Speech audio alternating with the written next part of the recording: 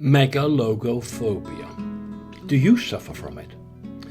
What this video is about is antimegalogophobia. Anti meaning against, and I'm sure you know phobia is fear.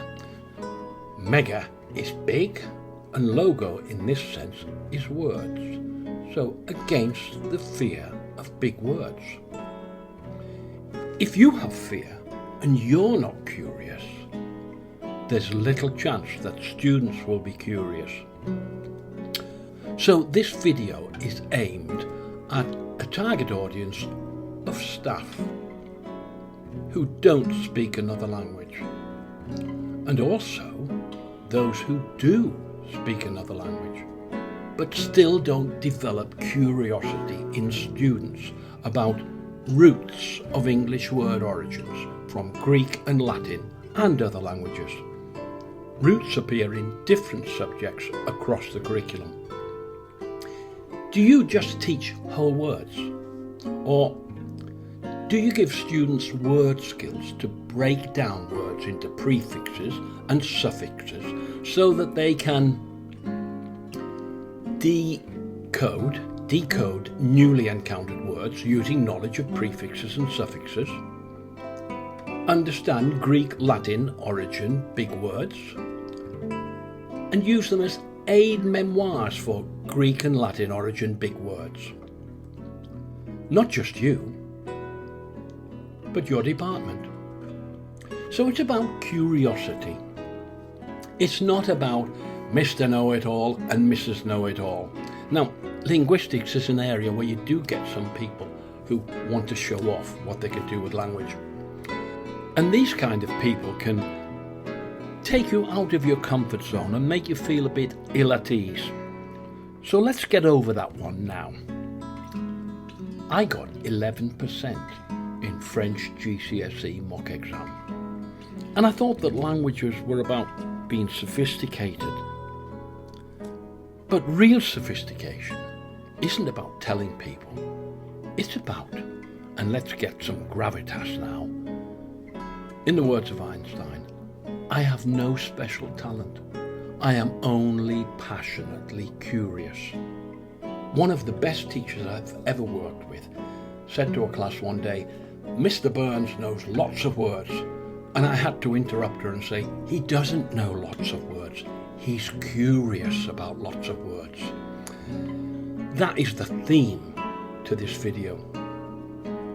So I said to the students in this particular class, I will be delighted if you come to me and say, what does this word mean? And I say, I don't know. Let's find out. So I'm going to ask you to come out of your comfort zone a little bit. Here's an example of a class that I was in a few years ago. It was a history class, and one of the students asked this question: what does chronology mean? And the teacher answered with, it's the arrangement of events or dates in order. A good answer. However, that teacher missed a wonderful opportunity to expand the language skills and the word skills of her students. What she could have done, and it would only have taken a couple of minutes, was to say, chronology, chrono means time, and logi means to study.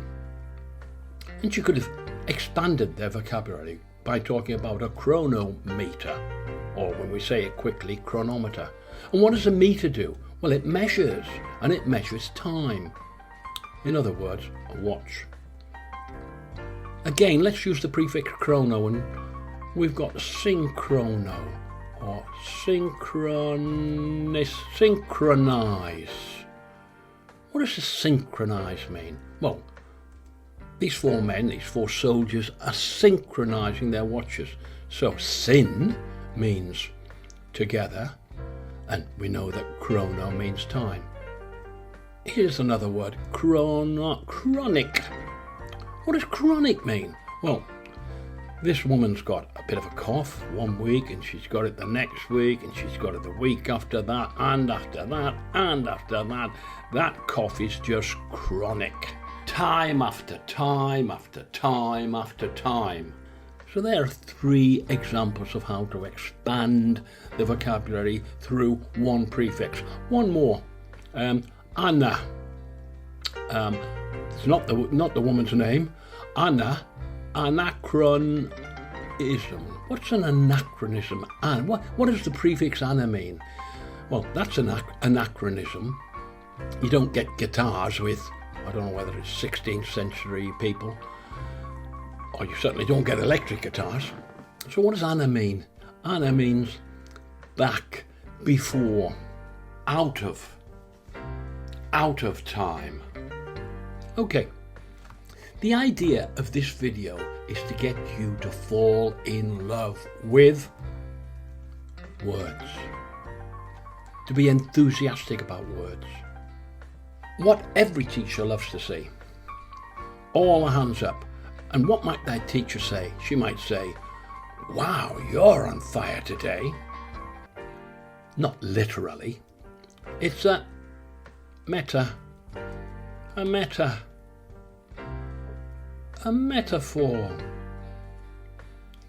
So, what does meta mean? Meta means across or to change. And what does for mean? Let's go back again and watch the for come in. For means to carry. So to carry across. Carry. Remember that for means carry and meta means across or to change. Okay, let's extend this a little bit. What have we got there? We've got a match. Now, that red stuff at the end of the match, what is it? Anybody know? Any scientists here? Let's have a look. It's phos. It's called phos. And now we've got phosphorus.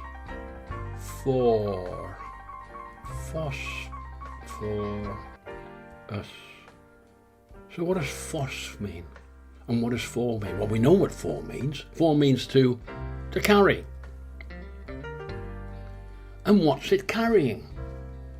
Yeah, you might say fire, you might say heat, or you might say, and in fact it's the real meaning of this word, phos means light. So phosphorus carries light. Just like this woman here. She's got a phosphorescent face paint. It carries light. Now, for can also be written as fair or fair. So, what's this man's name? Well, I'll give you a clue.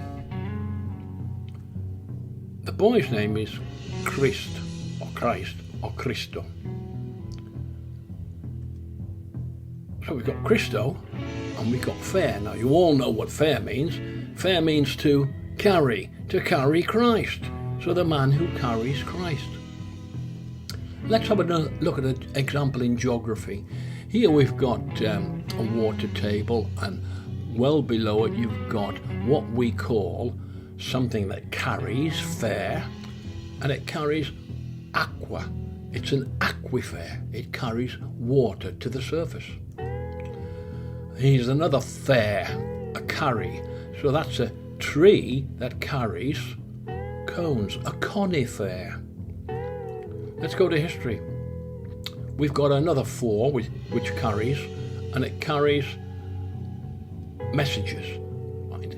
And there's an example of this which goes from the centre of London right through Wimbledon down to Portsmouth. And these are what we call semaphores, and a sema is a meaning, like semantics, so it carries a meaning over hundreds of miles. A semaphore, we don't have them now with our modern telecommunications, but in some countries like Spain and Italy and Portugal, you have to stop at what they call a semaforo, which means the signal which is carried by these lights.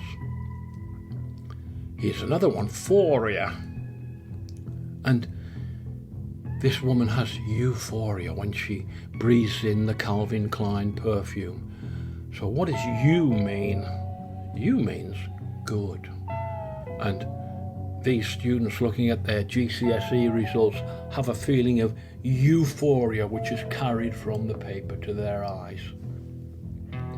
Okay, let's look at an etymology tree. What does etymology mean? Logy means to study, and etymo means the true meaning. Now, I have to say at this point that the true meaning of a lot of these Greek and Latin words continues with about 75% of them. So 25% of them have changed their meanings, and we don't bother with them too much, but 75% is pretty good, I would say. So what have we got here? A TV, yes, a television. I wonder what tele means. Telephone and telescope and telepathy. And you'll notice I've got the A in red there because unfortunately the way we pronounce a lot of our words in English hides the true meaning of a word with the neutral vowel. We say it quickly, telepathy, that there is pronounced as an and it often hides the true meaning. So sometimes it's good to pronounce it in the wrong way, telepathy. So tele means far, and phone means sound, and scope means look, and pathy means feel. Here's another one, periscope. Periscope in a submarine. And another one, perimeter. Now you'll notice I'm pronouncing it incorrectly, but actually it helps the student decode the meaning. So if you're in a GCSE exam and you have to work out the perimeter of that rectangle and you can't remember what perimeter means, and you can't remember what you've got to do, think peri, yes, it goes round, and meter, measure round it. So peri means around, microscope, microphone, xylo. Now, xylo. Let's have a look at xylo. Xylophone.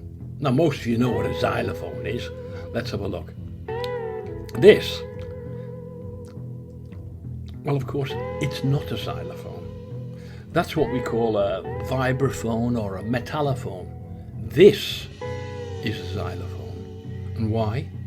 Because it's made of wood, and xylo means wood. Those of you who study science of plants will talk about the xylem, which is the woody part of a growing plant. Sim means we've got sympathy together. So you have sympathy with someone. You're sitting beside them and you feel sorry for them. And you're giving them sympathy. But even stronger than sympathy is empathy. Because with empathy, you're not sitting next to them. You're actually inside their mind. Okay, where would you find a lot of these word roots? I always go to online etymology and I put the word in there. And it comes up with something like this. There's metaphor. And if you have a look there, you can see that meta means over, across, and fair means to carry. Okay, here's another example of an etymology tree, and this one was based upon people, which you can see at the bottom of the trunk.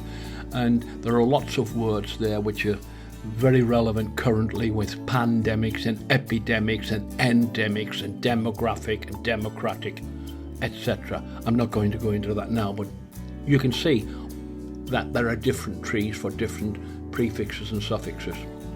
Okay, I mentioned that sometimes we can hide the real meaning of a word behind its pronunciation.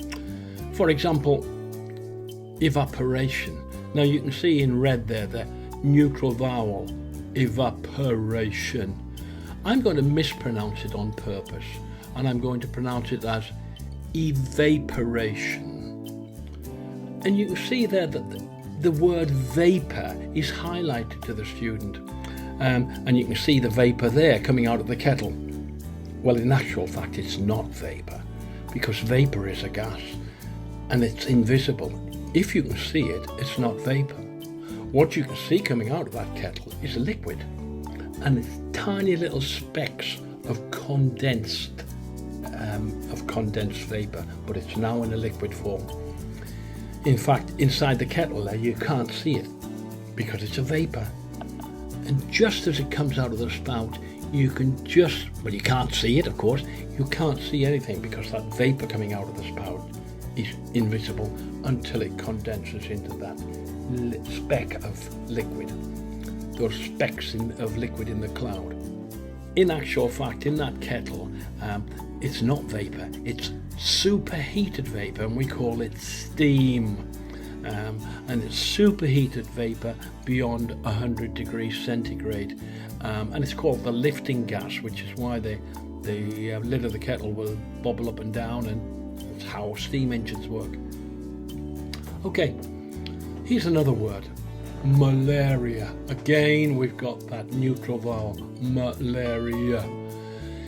It's a good example, looking at the etymology of this word, of how science investigates and gets it right, but in this case gets it only half right, because malaria, that horrible illness, is malaria, and the word was coined in Italy outside of Rome where there were marshes, and it was thought that it was breathing the bad air from these marshes, and you've got that stagnant still water. So they thought it was breathing the bad air that gave you the illness. And of course, we know the scientists eventually progressed their understanding, and they found out it was this little fella. And this is a Spanish word, and we all know it's called a mosquito. And in Spanish, ito means little, and mosca means fly. Okay. Here are some examples of worksheets I've done in different subject areas, which you might want to have a quick look at, and I'll put them online if you want to copy them. Greek words in English, Greek and Latin words in the history of medicine, geography words, again Greek and Latin words, Greek and Latin words in maths, Greek and Latin words from World War II and other subjects. There are more and more. Okay, I hope then, in this short whistle-stop tour of etymology, I hope you will feel more curious and confident in developing your love of words and transferring curiosity to your students. Thank you for listening.